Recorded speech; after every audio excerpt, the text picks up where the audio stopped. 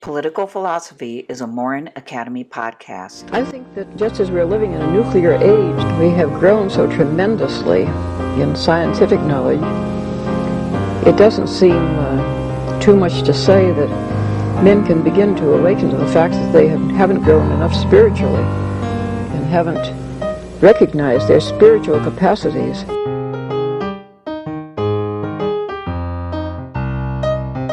Once something like eating is death, then you've struck at the very heart of life. The enemy of the older radical theories may have been the ruling class, but today the stakes of whether we will reform ourselves into a new kind of human being, a new kind of society, whether we will find selves worth being, the stakes of it are simply life itself. Well, I was set to do part 2 of the series I'm doing on the Federalist Papers, Federalist 51, but Pope Francis passed this past week, and I wanted to just take a little time out to say a few things about what was special to me about Pope Francis. As some of you know, I am a Catholic, but one of the reasons why I've remained a Catholic is because of Pope Francis. I don't think that I'm alone. I think a lot of people are saying that, and there's a simple reason why. Pope Francis did the very best he could, tried to do the best he could at showing people that he loved them and that he loved everybody and that he was open to knowing everybody, regardless of differences. And he was particularly, as we know, a friend of the poor, of people who were on the outside, marginalized in society. But he was just full of love. And he had this attitude that came out in some of his remarks, where he would put the question back on, the people listening. If the question was, does God accept this? Does God want this? Is God okay with that? And so on. He was very careful, and he would not say that God is okay with everything. However, God loves everything is kind of the message. And he would put it back on people and say, what do you think? What do you think? A lot of people are passing around the video of, Pope Francis hearing this young boy, who was very distraught, thinking about whether his father would go to heaven because he himself was not a Christian. He, at the end, after he talked to the boy, he told the people around who were listening what had transpired, basically. And he said he reassured the boy that his father was loved by God and would be accepted by God. And he looked at the audience and he basically said, what do you think God would do in this case? And I really like that approach, because he is and was an authority. But he also wanted people to know in their hearts, if they really search them, they know what's right. And they know what, if you're a Christian, you're supposed to, like, kind of your guiding star is Christ, of course, Jesus. And deep in your heart, you know what he would want or what he would do. It's just that in a lot of cases, that is so buried deep that it may be kind of hard for people to access. But, we all, or most of us anyway, have a conscience. And so that's what Pope Francis was trying to bring out in people. You have a conscience, really look into it, and you'll know the answer to the questions that you ask. Another thing that I really liked about Pope Francis was his focus on the environment. The Maurin Academy was started by friends who were concerned about the environment. And we come at that problem from different angles, but one of the angles that we approach it, some of us approach it, is through faith.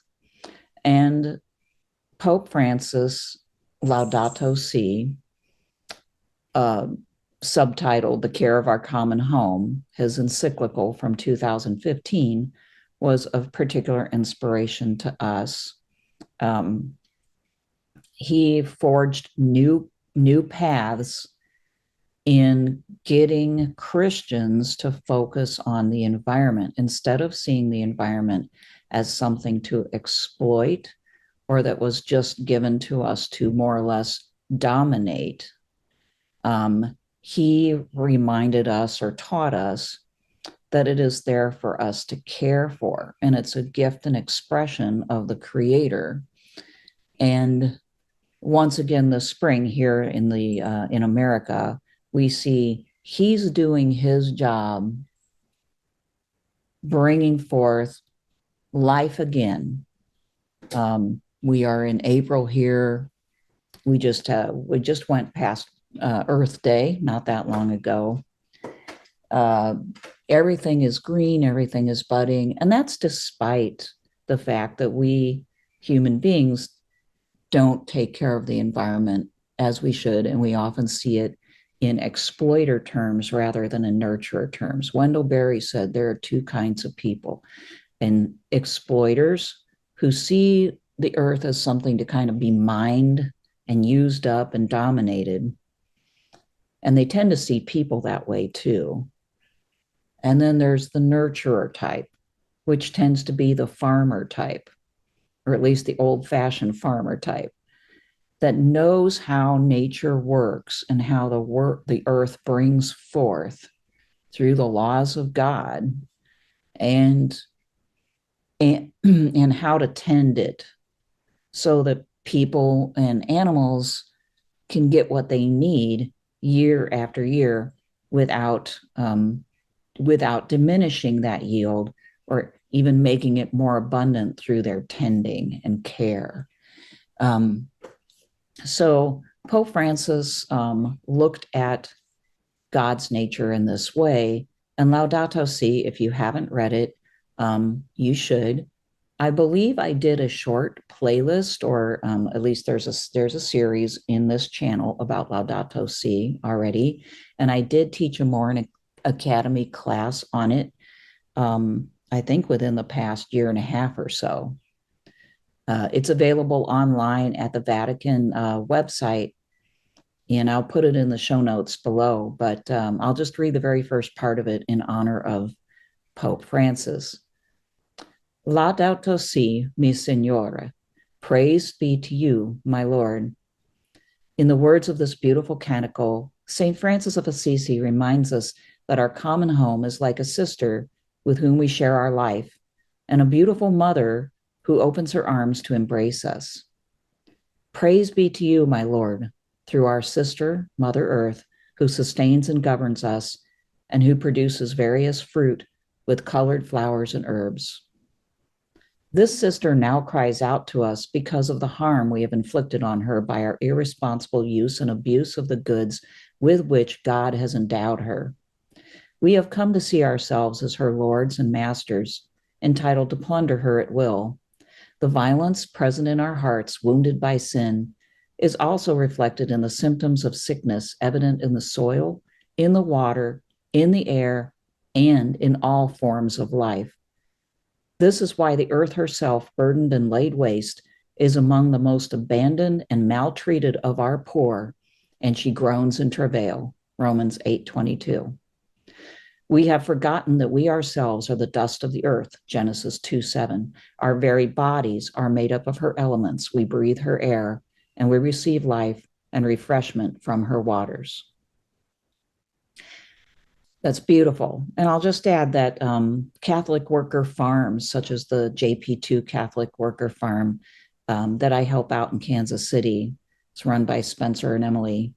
That's the way we look at the mission of that farm. It is among that land is among the most abandoned and maltreated of our poor.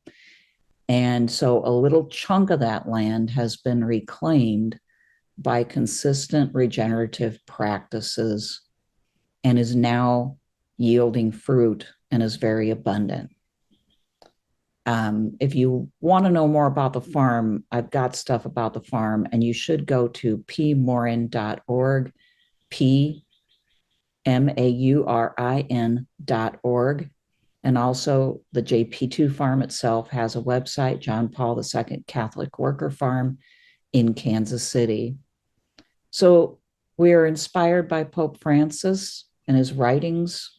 We agree that the earth is among the most abandoned and maltreated of our poor, and that we need to do something about it and become nurturers so that we can fully appreciate the gift that God gave us and use it responsibly. And I would encourage everybody to really contemplate that in honor of Pope Francis, whether you're a Christian or not. A lot of people loved Pope Francis. If you loved him and admired him for the positions that he took or just his attitude of love and acceptance towards people, now is your chance to learn something from him. And do look up my videos on Laudato Si. Thanks, and I'll see you next week.